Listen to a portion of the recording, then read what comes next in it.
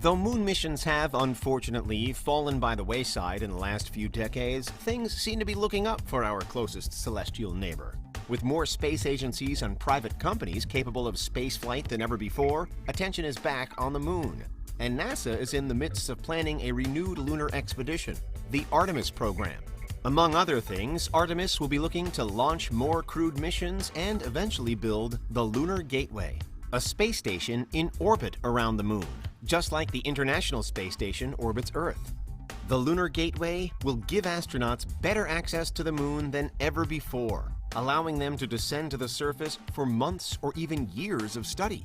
Currently set to launch in 2024, we'll hopefully see this endeavor come to fruition by the end of the decade. Elsewhere in the world, China and Russia are collaborating on a similar plan to construct a permanent base, the International Lunar Research Station, on the surface.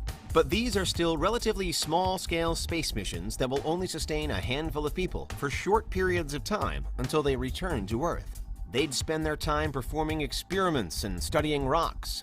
Valuable as this research is, people around the world are all watching the various space agencies to see which one will be first to establish a true human colony on another world, the likes of which we've only seen so far in science fiction.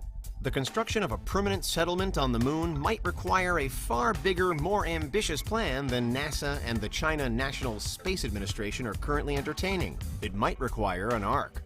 An Ark is an enormous starship capable of sustaining a population of thousands completely independently.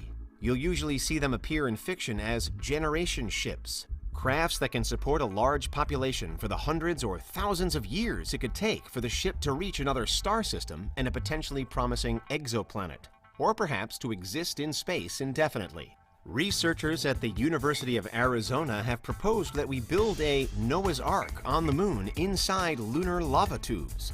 But this wouldn't be a generation ship, it would be a base containing DNA samples from every species on Earth to protect Earth's ecosystem from a doomsday event like a giant asteroid impact. When we talk about sending an Ark to colonize the moon, we mean an enormous spaceship, the only difference being that it won't need to travel large distances in space. It also wouldn't be particularly far away, so a disaster that affects the food or water supply could be rectified with support from Earth, unlike a similar disaster striking deep in space. And we wouldn't need to go through the trouble of developing artificial habitats after arrival. Everybody would already be living inside the Ark. The Ark itself would be the colony as soon as it landed on the moon.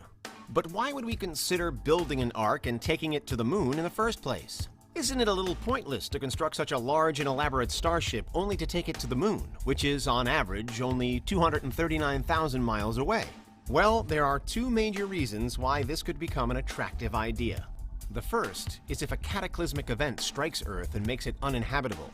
This could be a giant asteroid impact, the eruption of a supervolcano, a deadly plague, a nuclear war, or something else equally devastating. Of course, in the event of such a catastrophe, we could also build an Ark and simply reside in it here to protect ourselves against toxic conditions on Earth. The moon, after all, is extremely cold, has no air, and is subjected to large amounts of radiation. The condition of Earth would have to be worse than that to make going to the moon viable. That's hard to imagine, but it's not completely impossible either. Alternatively, the second reason might be that the moon contains resources and minerals so profitable that the expense of constructing and crewing an Ark would actually be cost-effective. The Ark, in short, would be a mining town. Lunar mining, and space mining generally, is an idea that has been thrown around for a long time, but it's finally looking like it might actually be possible. And not just possible, but extremely lucrative, potentially generating trillions of dollars in revenue. Of course, building the Ark in the first place and sending it to the moon while paying everybody who lives there for the incredibly hazardous job they'd be doing would be an enormous cost in and of itself. The Apollo program, after all, cost over $280 billion when adjusted for inflation, and astronauts were only on the moon for a few days in total. Space mining in general would be safer, more efficient, and more cost-effective if it were automated, reducing the cost of labor and the risk to human lives. But we wouldn't need to build a self-sustaining Ark to accomplish this. Perhaps in the end, there's no good reason to send an Ark to the moon beyond the desire of people who've had enough of Earth and want to become lunar colonists, maybe with the aim of someday terraforming it to create more living space. An ark like this definitely would be an important step towards colonizing the Moon. It would be a great base of operations to start the process of constructing an artificial atmosphere or even building a domed city. The Shackleton crater within the South Pole Aitken Basin has often been suggested as a viable site for this project. It's a vast space 13 miles in diameter and 2.6 miles deep. The dome would be able to hold an Earth-like atmosphere, meaning we could green the lunar surface underneath it. Since the rims of the crater receive almost constant sunlight, they'd be a prime location for solar panels to power the new colony. Nearby shadowed regions could be good sources of frozen water for both drinking and manufacturing fuel. People living on the Ark would be working on the construction of the dome, which could enable cheaper and more effective lunar mining and research further down the line. Even better, if we can do this on the Moon, we could potentially do it anywhere, using the Ark as a colony and base camp and expanding from there. Mars, Titan, Europa, and even planets in other star systems could become habitable worlds thanks to what we learn by sending an Ark to the Moon.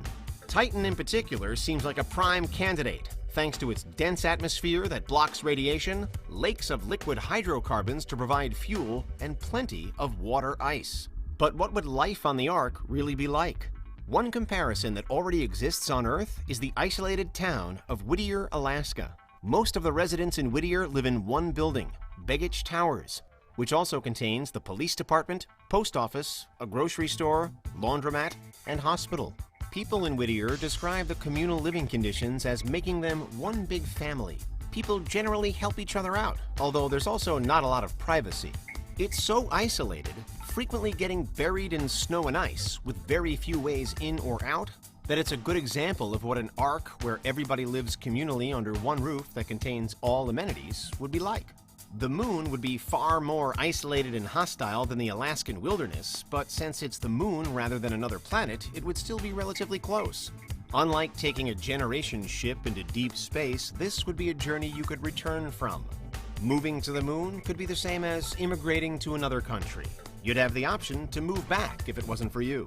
Someday soon, humanity's wildest dreams of journeying to other worlds and building thriving communities there could be a reality, beginning with our very own lunar neighbor.